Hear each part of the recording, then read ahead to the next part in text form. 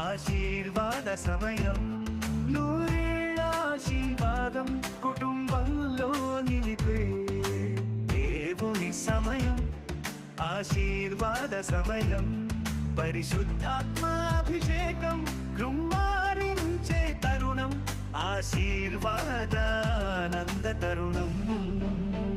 నూరేళ్ల ఆశీర్వాదం కుటుంబంలో నిలిపే దేవుని సమయం. ఆశీర్వాద సమయం. Praise lord. హల్లెలూయా. దేవాదేవునికి స్తోత్రం కలుగును గాక. బ్లెస్సింగ్ టైం అనేటువంటి ఈ టీవీ కార్యక్రమానికి మిమ్మల్ని అందరినీ కూడా ప్రేమపూర్వకంగా ఆహ్వానిస్తున్నాను. ఎప్పుడెప్పుడని ఎదురు చూస్తున్నారు. మీ సాక్ష్యములు మాకు తెలియజేస్తున్నారు. ప్రభువు మిమ్మల్ని అందరినీ కూడా నిండుగా దీవించునుగాక. హల్లెలూయా. రైట్. ఈ సమయమున వాక్య సందేశంలోనికి మనం వెళ్ళిపోదాం. ఈరోజు మనం ధ్యానం చేస్తున్నటువంటి అంశం మగసిరి గల వ్యక్తి అనే మాటను ధ్యానం చేద్దాం. మగసిరి గల వ్యక్తి అనే మాటను ధ్యానం చేద్దాం. పరిశుద్ధ బైబిల్ గ్రంథంలో ఒక మాట మనం చూద్దాం. హోషేయ గ్రంథం 12వ అధ్యాయం 3 నుండి 6 వచనము వరకు మనం చదువుతాం. తల్లి గర్భమందు యాకోబు తన సహోదరుని మడిమెను పట్టుకొనెను. మగసిరి గలవాడై అతడు దేవునితో పోరాడెను. మగసిరి గలవాడు, మగసిరి గల వ్యక్తి. చూడండి దేవుని బిడ్డలారా, ఎవరైనా యాకోబు.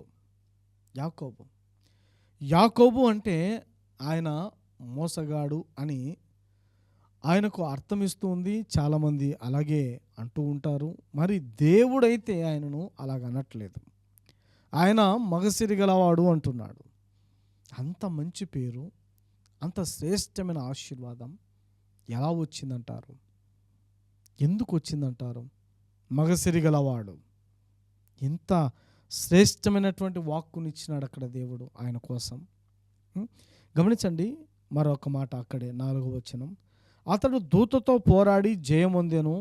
అతడు కన్నీరు విడిచి అతని బతిమాలెను. బేతేలులో ఆయన అతనికి ప్రత్యక్షమాయెను.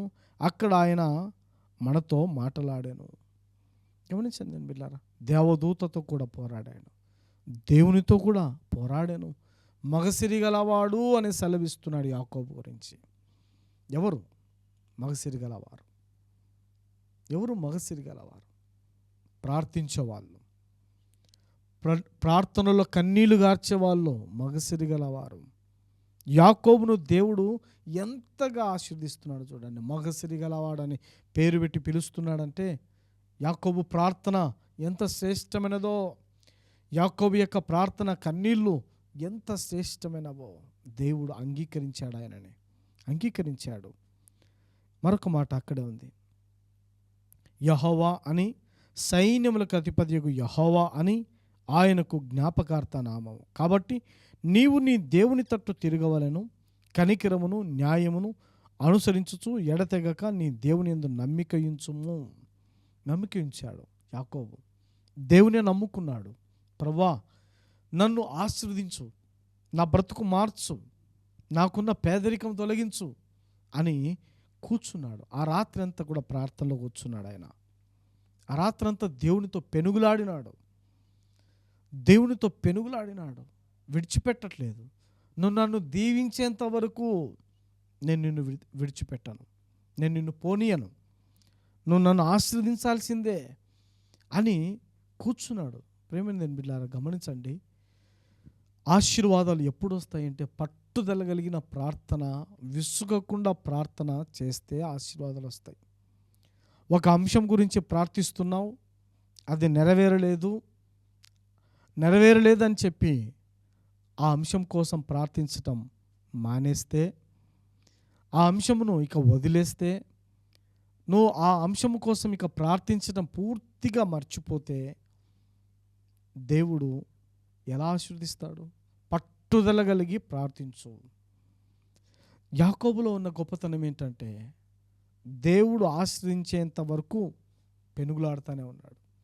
నన్ను దీవిస్తావా లేదా ప్రభువా, నన్ను దీవించేంత వరకు నేను నిన్ను విడిచిపెట్టను ప్రభువా అని దేవుని ఎంతగానో బ్రతిమలాడుతున్నాడు. ప్రేమైన బిడ్డలారా, ఆ ప్రార్థననే ఆయనను మగసిరి గలవాడు అనేలాగా చేసింది. ప్రార్థించేవారు మగసిరి గలవారు, స్తుతించేవారు మగసిరి గలవారు, దేవుని ఆరాధించేవారు. ఎందుకంటే వాళ్ళ కన్నీళ్లు దేవుడు చూశాడు. యాకోబు యొక్క కన్నీళ్లు చూశాడు దేవుడు. అందుకంటున్నాడు మగసిరి గలవాడు. మోసగాడు కాదాయన, మగసిరి గలవాడు. పిరికివాడు కాదాయన, మగసిరి గలవాడు. కన్నీళ్లు గార్చాడు ఆయన. దేవుని దగ్గర కన్నీళ్లు గార్చాడు. మనుషుల దగ్గర కాదు నువ్వు కన్నీళ్లు గార్చాల్సిందే, బంధువుల దగ్గర కాదు నువ్వు కన్నీళ్లు గార్చాల్సిందే, స్నేహితుల దగ్గర కాదు నువ్వు కన్నీళ్లు గార్చాల్సిందే. దేవుని దగ్గర కన్నీళ్లు గార్చు.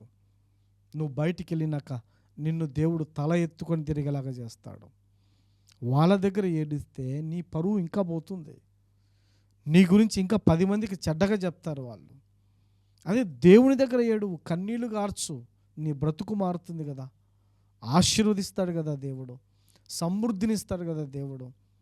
యాకోబుని అంటున్నాడు మగసిరి గలవాడై అతడు దేవునితో పోరాడెను. మగసిరి గలవాడై దేవునితో పోరాడాను. ఎంత మంచి పేరు దేవుడు ఆయనకి ఇచ్చాడు చూడండి, ఎంత ఆశీర్వాదం ఇచ్చాడో చూడండి. యాకోబు యొక్క పరిస్థితి ఎలా ఉందంటే, ఆయనకున్నటువంటి పేరు మోసగాడు అని. వాళ్ళన్న చంపాలని చూస్తూ ఉన్నాడు, ఏశావు చంపాలని చూస్తూ ఉన్నాడు. ఎంతో నిందబడింది ఆయన మీద. గమనించండి ప్రేమైన బిడ్డలారా, తండ్రి దగ్గర మోసం చేశాడు, అన్నకు తండ్రి దగ్గర మోసం చేశాడు. అలాగునే ఆయనకున్నటువంటి పేరు మోసగాడు అనేటువంటి ఆ పేరు వచ్చింది. అయితే ఆ యాకోబు అనేటువంటి వ్యక్తి ఎలా దీవించబడుతున్నాడు అంటే, దేవుని దగ్గర కన్నీళ్లు గార్చి దేవుని దగ్గర బ్రతిమలాడి ప్రార్థిస్తున్నాడు. నువ్వు నన్ను దీవించేంత వరకు నేను నిన్ను వదిలిపెట్టను ప్రభువా, విడిచిపెట్టను ప్రభువా, నన్ను దీవించాల్సిందే అని కూర్చున్నాడు. చూడండి ఇంకొక వచనాన్ని మనం చదువుదాం. కీర్తన గ్రంథం 69వ అధ్యాయం 10వ వచనం.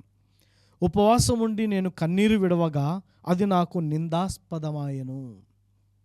ఉపవాసం ఉండి కన్నీరు విడవగా అది నాకు నిందాస్పదమాయెను.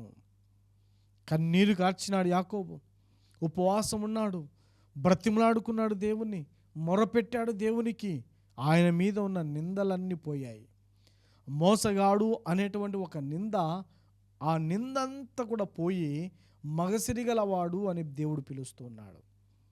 ఎంత శ్రేష్టమైనటువంటి బిరుదు ఇచ్చాడు దేవుడు, ఎంత గొప్ప బిరుదును, ఎంత గొప్ప పేరునిచ్చాడు దేవుడు, ఎంత గొప్ప ఆశీర్వాదం ఇచ్చాడు యాకోబుకి. నిందలన్నీ పోయి ఆశీర్వాదాలు వచ్చాయి.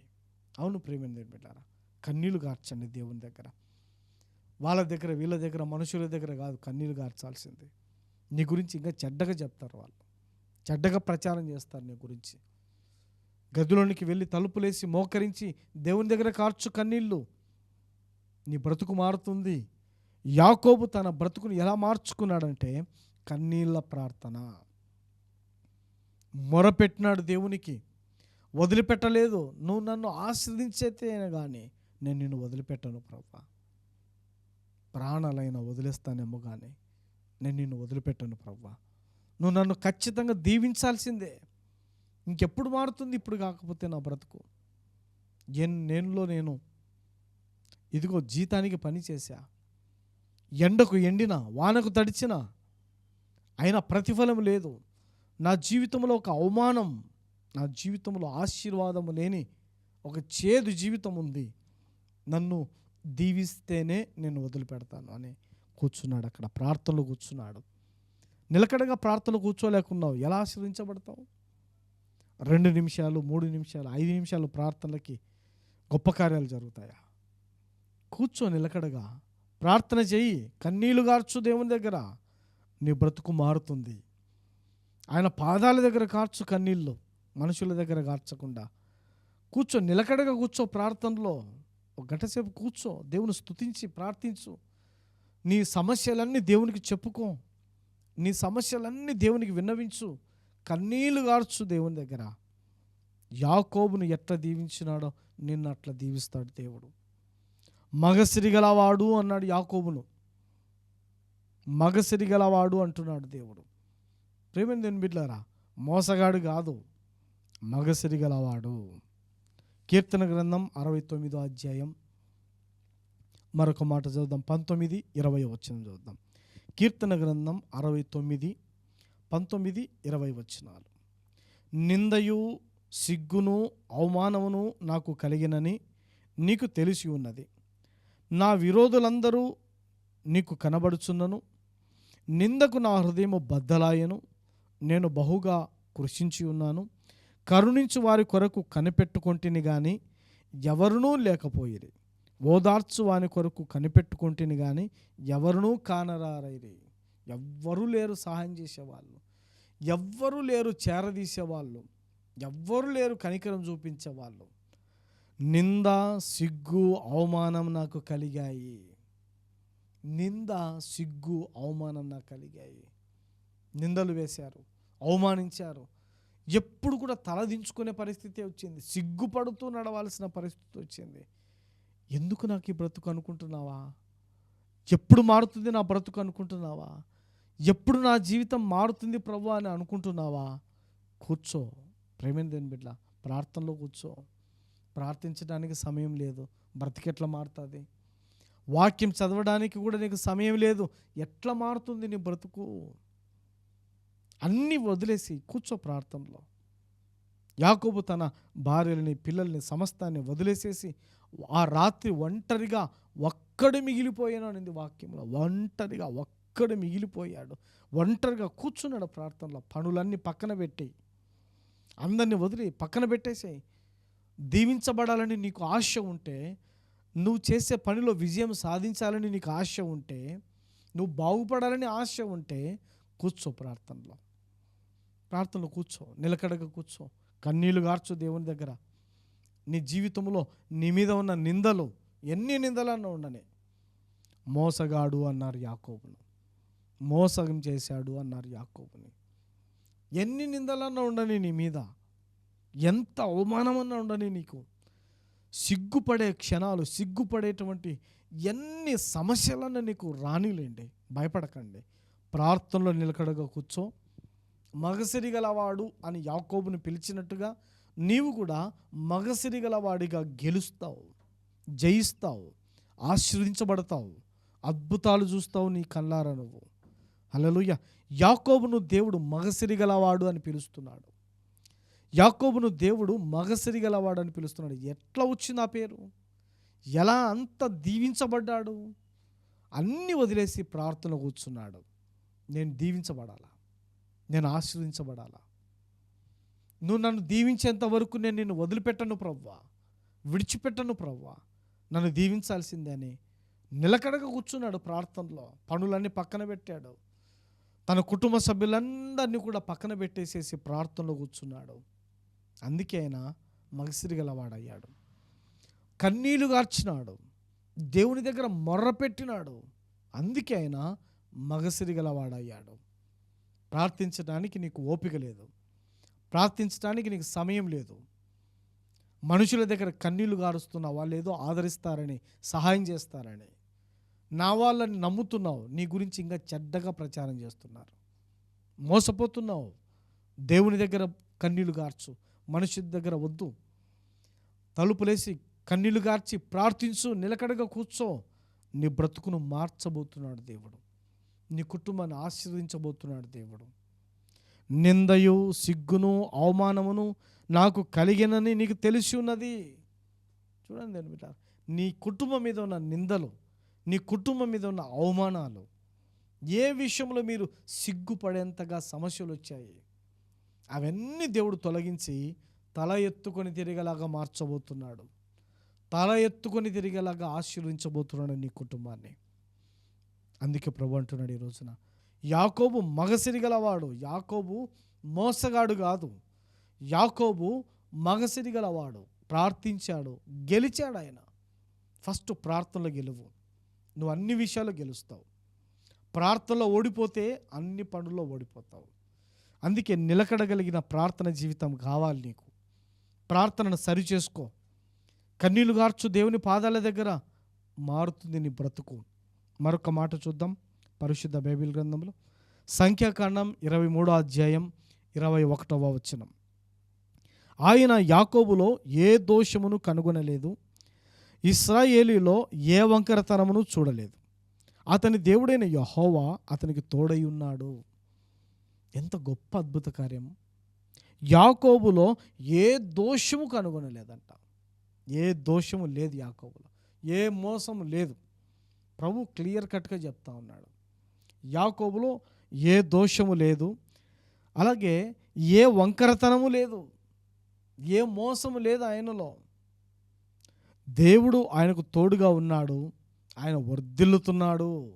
ఎంత శ్రేష్టమైన వాగ్దానం, ఎంత శ్రేష్టమైన మాట ప్రభు ఈరోజు సెలవిస్తున్నాడు. ప్రేమైన దేవుని బిడ్డలారా గమనించండి. హల్లెలూయా. ప్రేమైన దేవుని బిడ్డలారా, మగసిరి గల వ్యక్తి, ఈరోజు టాపిక్ మగసిరి గల వ్యక్తి, మగసిరి గలవాడు. ఎట్లా మగసిరి గలవాడయ్యాడు? ప్రార్థనలో గెలిచాడు, కన్నీళ్లు గార్చినాడు, ప్రార్థనలో పోరాడినాడు. దేవుని పోనీయలేదు. నువ్వు నన్ను దీవిస్తేనే కానీ నేను నిన్ను పోనీయను, నువ్వు నన్ను ఆశీర్వదిస్తేనే కానీ నేను నిన్ను పోనీయను అని నిలకడగా కూర్చున్నాడు ప్రార్థనలో. ఎంత అద్భుతం! ప్రభు మాట్లాడుతున్నాడు. మరొక మాట చూడండి, ఆదికాండం 32:10. నీవు నీ సేవకునికి చేసిన సమస్తమైన ఉపకారములకును సమస్త సత్యమునకును అపాత్రుడను. ఎట్లనగా నా చేతి కర్రతో మాత్రమే ఈ యోర్దాను దాటి తిని, ఇప్పుడు నేను 2 గుంపులైతిని. ఎంత ఆశీర్వాదం! 2 గుంపులుగా ఆశ్రయించబడ్డాడు. ఏమీ లేదు, చిల్లి గవ్వ కూడా లేదు యాకోబు దగ్గర. కేవలం ఒక చేతి కర్రతో మాత్రమే బయలుదేరొచ్చాడు. ఒక చేతి కర్రతో మాత్రమే బయలుదేరొచ్చాడు, అంతే, ఏమీ లేదు. 2 గుంపులుగా దీవించబడ్డాడు. ఎంతో సమృద్ధిని సంపాదించుకున్నాడు. ఎట్లా సాధ్యమైంది? జీవితంలో ఏదైనా సాధించాలని ఆయన తీర్మానం చేసుకున్నాడు. నా దేవునికి అసాధ్యమైనది ఏముంది? నా దేవుడు సమస్తము చేయగలడు. కూర్చున్నాడు ప్రార్థనలో, నిలకడగా ఉన్నాడు, గెలిచాడు, కన్నీళ్లు గార్చినాడు. దేవుని దగ్గర కన్నీళ్లు గార్చినాడు. కన్నీళ్లు గార్చండి. కన్నీళ్ళ ప్రార్థన చాలా శ్రేష్టమైనది. కన్నీళ్ళ ప్రార్థన చాలా విలువైనది. కన్నీళ్లు గార్చి దేవుని దగ్గర మొరపెట్టాడు. దేవుడు ఆయనను ఆశీర్వదించాడు. 2 గుంపులుగా ఆశీర్వదించాడు. చంపాలని చూస్తున్నటువంటి తన అన్న ఏశావు కోసం కూడా బహుమానాలు సిద్ధపరిచినాడు. ఆ బహుమానాల లిస్ట్ కూడా ఉంది గ్రంథంలోనే, చదవండి ఆ కింది వచనాల్లో. తన అన్న కోసం ఎన్ని బహుమతులను సిద్ధపరిచినాడో, ఎంత ఐశ్వర్యం సంపాదించుకున్నాడో. ఎస్, ప్రార్థనలో గెలువు ఫస్ట్. అన్ని విషయాల్లో గెలుస్తావు. నువ్వు ప్రార్థనలో ఓడిపోతే అన్ని దాంట్లో ఓడిపోతావు. కొద్దిసేపు నిలకడగా ప్రార్థన కూర్చోలేకపోతున్నావు బ్రదర్. కొద్దిసేపు నువ్వు శ్రద్ధగా వాక్యం ధ్యానం చేయలేకపోతున్నావు. కానీ నువ్వు అడిగే మనవులు, పెద్ద పెద్ద మనవులు దేవుని దగ్గర ఎలా నెరవేరుతాయి? ఎలా నెరవేరుతాయి? ఒక్క కట్టెపుల్లతో నువ్వు అన్నం వండగలవా? సమృద్ధిగా కావాలి ఆహారం, కానీ ఒక్క కట్టెపుల్లతో నువ్వు ఆ వంట వండగలవా? ఎంత మంట కావాలి? నీ జీవితంలో ఉన్న సమస్యలన్నీ పోవాలంటే ఎంత ప్రార్థించాలి, ఎంతసేపు ప్రార్థించాలి, ఎంతసేపు కన్నీళ్లు గార్చాలి. కానీ షార్ట్కట్లో వెళుతున్నావు, చిన్న ప్రార్థన చేసుకుంటున్నావు, దేవునికి సమయం ఇవ్వట్లేదు, దేవునికి ప్రథమ స్థానం ఇవ్వటం లేదు. ఎట్లా పోతాయి నీ సమస్యలు? నీ నిందలు ఎట్లా పోతాయి? నీకు కలిగిన అవమానాలు ఎట్లా పోతాయి? నీకున్న అప్పులు ఎట్లా పోతాయి? నీకున్న సమస్యలు ఎట్లా పోతాయి? నిలబడు. అన్ని పనులు పక్కన పెట్టి కూర్చో ప్రార్థనలో. అందరినీ పక్కన పెట్టేసి కూర్చో ప్రార్థనలో. చెప్పు వాళ్ళందరికీ, నేను ప్రార్థనలో కూర్చుంటున్నాను, నన్ను ఎవరు డిస్టర్బ్ చేయొద్దని చెప్పి కూర్చో ప్రార్థనలో. కొన్ని గంటల సేపు గడుపు దేవుని దగ్గర. మగసిరి గలవాడు అని యాకోబును దీవించినట్టుగా నిన్ను కూడా దేవుడు దీవిస్తాడు, నిన్ను కూడా ఆశీర్వదిస్తాడు. మరొక మాట చూద్దాం పరిశుద్ధ గ్రంథంలో. ఆదికాండం 32:26 నుండి కొన్ని వచనాలు చదువుతాం. ఆయన తెల్లవారుచున్నది కనుక నన్ను పోనిమ్మనగా అతడు, నీవు నన్ను ఆశీర్వదించితేనే కానీ నిన్ను పోనీయనెను. నువ్వు నన్ను ఆశీర్వదించితేనే కానీ నేను నిన్ను పోనీయను అంటున్నాడు. అందుకే ఆయన మగసిరి గలవాడయ్యాడు. అందుకే మగసిరి గలవాడయ్యాడు. చిన్న సౌండ్ వస్తే ప్రార్థనలో నుండి లేచి వెళ్ళి తొంగి చూస్తావు. నిలకడగలిగిన ప్రార్థనేనా ఇది? చిన్న సౌండ్ వస్తే ఇంట్లో రూములో ఏమైందో అని తొంగి చూస్తావు. నిలకడగలిగిన ప్రార్థనేనా? తర్వాత వచ్చిన చదివితే అక్కడ అర్థమవుతుంది మనకు. ఆయన నీ పేరేమని అడుగగా అతడు యాకోబు అని చెప్పాను. అప్పుడు ఆయన, నీవు దేవునితోనూ మనుషులతోనూ పోరాడి గెలిచితివి గనుక ఇక మీదట నీ పేరు ఇశ్రాయేలే గాని యాకోబు అనబడదని చెప్పాను. నీ పేరు యాకోబు కాదు, ఈరోజు నుండి ఇశ్రాయేలు అని ప్రభు పేరు మార్చినాడు. ఆయన పేరున ఒక దేశాన్ని దేవుడు నిర్మించాడు. ప్రియమైన బిడ్డలారా, ఖచ్చితమైన ప్రార్థన, నమ్మకమైన ప్రార్థన, యథార్థమైన ప్రార్థన, క్రమం కలిగిన ప్రార్థన నీ జీవితంలో ఉందా? ఉంటే మగసిరిగలవాడవే, మగసిరిగలవాడవు అని ప్రభు నిన్ను కూడా పిలుస్తాడు. యాకోబు మగసిరిగలవాడు. ప్రార్థనలో నువ్వు గెలవలేకున్నావు, ప్రార్థనలో సమయము నువ్వు కూర్చోలేకపోతున్నావు, దేవునికి ప్రార్థన సమయం ఇవ్వలేకపోతున్నావు. బైబిల్ ఎంతసేపు చదువుతున్నావు? నువ్వు చక్కగా బైబిల్ కూడా క్రమంగా చదవలేకపోతున్నావు. ఎట్లా పోతాయి నీ ప్రాబ్లమ్స్ అన్నీ? ఎట్లా పోతాయి నీ సమస్యలన్నీ? యాకోబులాగా ఒకరోజు కూర్చో, తీర్మానం చేసుకో, ప్రార్థన టైం ఇదని, బ్లెస్సింగ్ టైం అని కూర్చో, నువ్వు నిలకడగా ప్రార్థించు. దేవుడు నీ జీవితాన్ని కూడా మారుస్తాడు. మరొక మాట చూద్దాం. పరిశుద్ధ బైబిల్ గ్రంథంలోనే ఆదికాండము 32వ అధ్యాయము 13 నుండి మనం చదువుదాం. అతడు అక్కడ ఆ రాత్రి గడిపి తాను సంపాదించిన దానిలో తన అన్నయ్యన ఏశావు కొరకు ఒక కానుకను, అనగా 200 మేకలను, 20 మేకపోతులను, 200 గొర్రెలను, 20 పొట్టేళ్లను, 30 పాడి వంటలను, వాటి పిల్లలను, 40 ఆవులను, 10 ఆబోతులను, 20 ఆడుగాడిదలను, 10 గాడిద పిల్లలను తీసుకొని మందను వేరు చేయగా. క్యాల్కులేట్ చేయండి, ఈ పశువులన్నీ ఒక్కొక్కటి ఎంత రేటు పడుతుంది, తన అన్న కోసం ఎంత కానుక తీసుకొని వెళ్తున్నాడో క్యాల్కులేట్ చేయండి. జీవితం మీద విరక్తి పుట్టి, ఇక నా బ్రతుకు ఎందుకు ప్రభు ఇలాగున్నా, నేను ఎప్పుడు నన్ను మారుస్తావు, నా జీవితాన్ని ఎప్పుడు దీవిస్తావు, నన్ను దీవించాల్సిందే, దీవించేంత వరకు నేను నిన్ను వదిలిపెట్టను ప్రభు అని రాత్రంతా కూడా దేవుని అడిగాడు, ఏడ్చినాడు, కన్నీళ్లు గార్చినాడు, బ్రతిమలాడినాడు. ఇప్పుడు తన అన్న కోసం ఎన్ని బహుమానాలు తీసుకున్నాడో చూడండి. మారింది కదా బ్రతుకు, మారింది కదా జీవితం, మారుతుంది. ప్రార్థన టైం సెట్ చేసుకో. ఈరోజు బైబిల్ చదవటానికి సమయాన్ని ఏర్పాటు చేసుకో. కాలయాపన వద్దు, ఇక నీ బ్రతుకును మార్చుకో అంటున్నాడు దేవుడు. అందుకే దేవుడు అన్నాడు, మగసిరిగలవాడు యాకోబు, మోసగాడు కాదు. ఆయనలో ఏ వంకరతనం లేదు, ఆయనలో ఏ దోషం నాకు కనబట్టలేదు, మగసిరిగలవాడు అంటున్నాడు. ప్రియమైన దేవుని బిడ్డలారా, ఎంత సమృద్ధి పొందుకున్నాడో చూడండి యాకోబు. జీవితమే మారిపోతుంది. ప్రార్థన నీ జీవితాన్ని మారుస్తుంది, నీ స్థితిని మారుస్తుంది, నీ పరిస్థితిని మారుస్తుంది. ఫస్ట్ ప్రార్థనలో గెలువు, అన్నిట్లో గెలుస్తావు. చివరిగా ఒక మాట చూద్దాం. ఆదికాండం 33వ అధ్యాయం 3-4 వచనాలు చదువుతాం. తాను వారి ముందర వెలుచు తన సహోదరుని సమీపించు వరకు 7 మార్లు నేలను సాగిలపడాను. అప్పుడు ఏశావు అతన్ని ఎదుర్కొన పరిగెత్తి అతన్ని కౌగిలించుకొని అతని మెడ మీద పడి ముద్దు పెట్టుకునేను. వారిద్దరూ కన్నీరు విడిచిరి. ప్రేమిందండి మిల్లారా, ఎంత ప్రేమ చూడండి ఈ అన్నదమ్ములకి, ఎంత ప్రేమ చూడండి. సాగిలపడుతున్నాడంట, తన అన్న ఎదుట సాగిలపడుతున్నాడంట. ప్రార్థన ఉన్న వ్యక్తుల్లో సంస్కారం కూడా ఉంటుంది. ప్రార్థన లేకపోతే సంస్కారం కూడా వాళ్ళలో ఉండదు. ఎవరి దగ్గర ఎలాగా నమస్కరించాలి, ఎవరు పెద్దవారు, ఎవరు బంధువులు, ఎవరు కుటుంబ సభ్యులు అనేది కూడా వారికి తెలీదు. ప్రార్థనాపూర్వకంగా ఉన్నాడు కాబట్టి తన అన్నకి ఎంత రెస్పెక్ట్ ఇస్తున్నాడు చూడండి, గౌరవిస్తున్నాడు, సాగిలపడుతున్నాడు. చంపాలని వచ్చినటువంటి ఏశావు తమ్ముడైన యాకోబు మీద పడి ముద్దు పెట్టుకొని కన్నీళ్లు గారుస్తున్నాడంట. అందుకే గెలిచాడు యాకోబు, మగసిరిగలవాడయ్యాడు.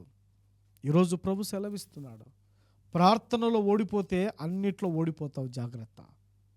ప్రార్థనలో గెలిస్తే అన్నిటిలో గెలుస్తావు. నువ్వు ఈరోజు తీర్మానం చేసుకో, ప్రార్థించు, దేవుని దగ్గర కన్నీళ్లు గార్చు, నీ బ్రతుకును కూడా దేవుడు మారుస్తాడు. ప్రభు ఈ మాటలను ఆశీర్వదించునుగాక. Amen, amen. ప్రార్థన చేసుకుందాం. కళ్ళు మూసి ప్రార్థన ఏకీభవించండి. మహాదేవా, సర్వోన్నతుడ యేసయ్య, నీ బంగారు పాదాలకు వందనాలు చెల్లిస్తున్నాం. మగసిరిగల వాడు అనే మాట మేము ధ్యానం చేసి ఉన్నాం ఇంతవరకు. యాకోబులో ఏ దోషము లేదు, ఏ వంకరతనము లేదు. యాకోబు మగసిరిగల వాడు అని మీరు వాక్యము ద్వారా సెలవిచ్చారు తండ్రి.